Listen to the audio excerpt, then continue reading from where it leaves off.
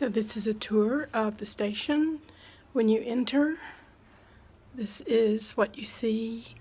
Welcome to WPVM, and what we're about. We're the Asheville's first community radio station. Over here is another little sign telling people about our small history of radio museum that we have in the station.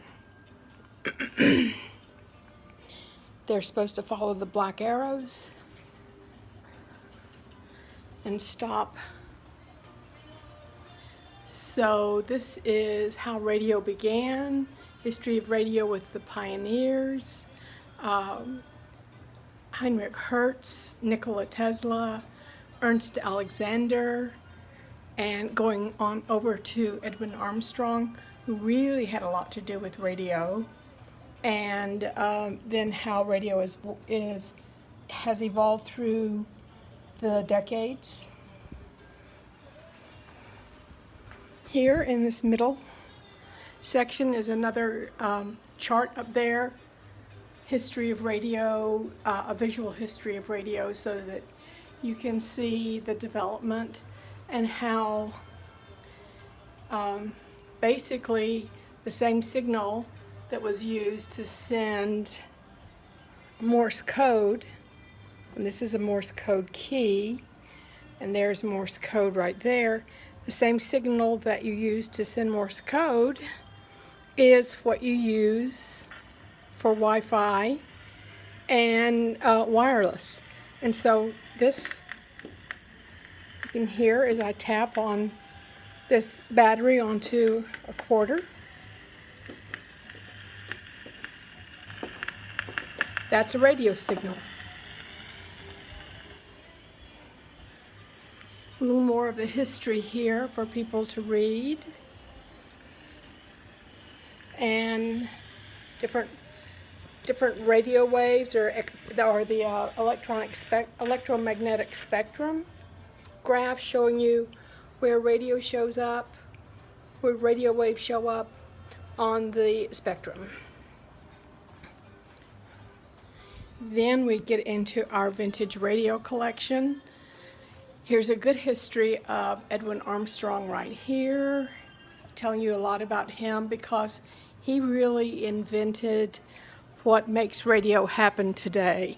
And then in this middle section is a way that you can go to use a QR code to go get even further information.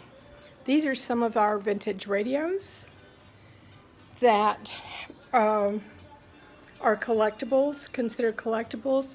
This is a Fata Catalan radio. This is a radio that's very unique. It's made in Japan.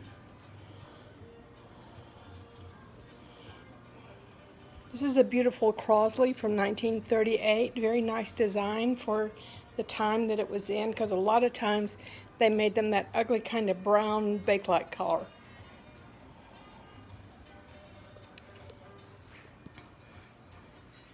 This is our office area with a lot of record collections in there, and computers and file cabinets, more collectible radios here,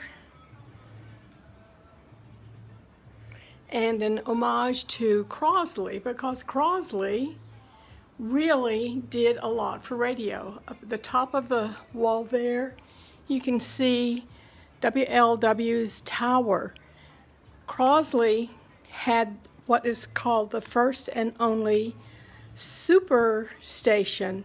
He was able to get permission to use 500,000 watts back in the 30s.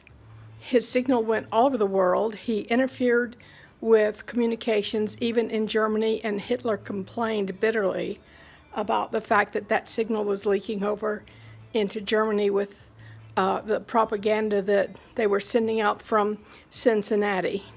This is a little pup radio that Crosley developed. He was appalled at how expensive crystal radios were, so when his son wanted one, he decided that he could do better. So this is a one tube, and it was in need of a really strong signal, and that's one of the reasons that Crosley wanted to have that really high-powered signal that he sent out, because this little radio was a bestseller. It would sell for $9.75, but he needed to be able to get that signal out to the people who purchased his little inexpensive $9.95 radio.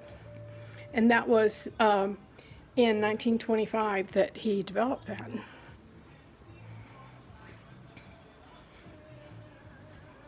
On this wall is history of WWNC radio and the interesting programming that developed because of the interesting programming that happened in that time frame from mid-1920s to mid-1940s.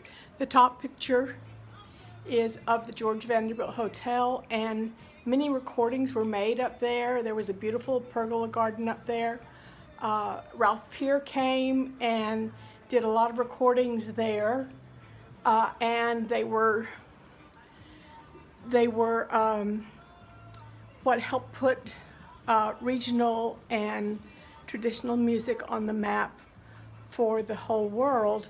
The middle picture is of the Flatiron Building with radio towers on top, which were 100 feet high. That gave that signal the ability to hit the ionosphere and really travel around the world. So in the 30s, you had Bill Monroe, Bascom Lamar Lunsford, and quite a few others. I think Jimmy Rogers was included. Their recordings went around the world, and because of that, they gained like worldwide fame. This is a picture of the Citizen Times building with right here the call lines of call signal of WWNC, or the call letters of WWNC, because Citizen Times had the license from like late 1926 to 1954, according to the FCC's files. So here's kind of like a little scan of the lobby area.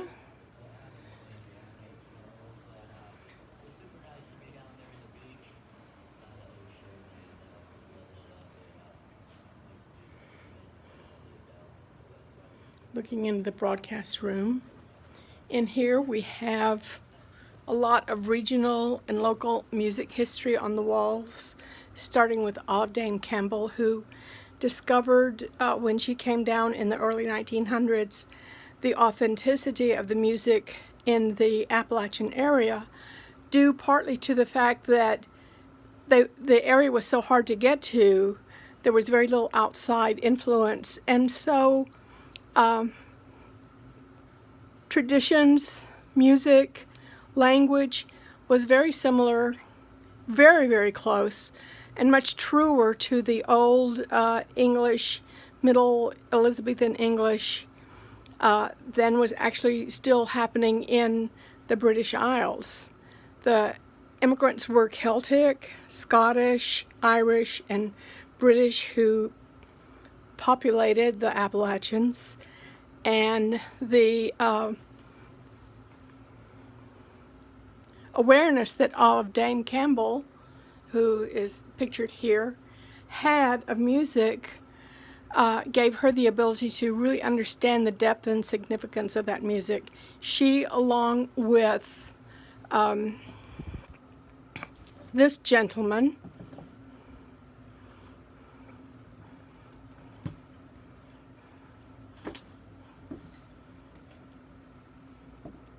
Cecil James Sharp, they collected as much of the tunes as they could and put them down for posterity and helped to establish our area as significant in music history and early Americana music.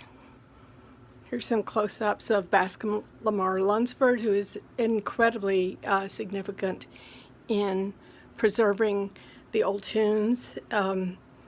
He had a huge repertoire of what he remembered, and he is worth looking up. You can go to our website using this QR code, and a lot more information about these very significant people are on there. This is the session list that Ralph Peer recorded at the top of the George Vanderbilt Hotel whenever he came to town to record. He came because Bascom Lamar Lunsford ran into him in Atlanta and said, hey, you need to go up to Asheville and Western North Carolina and see what they've done, what's happening, what has happened up there as far as music is concerned. So this is the session list. This is a picture of some of the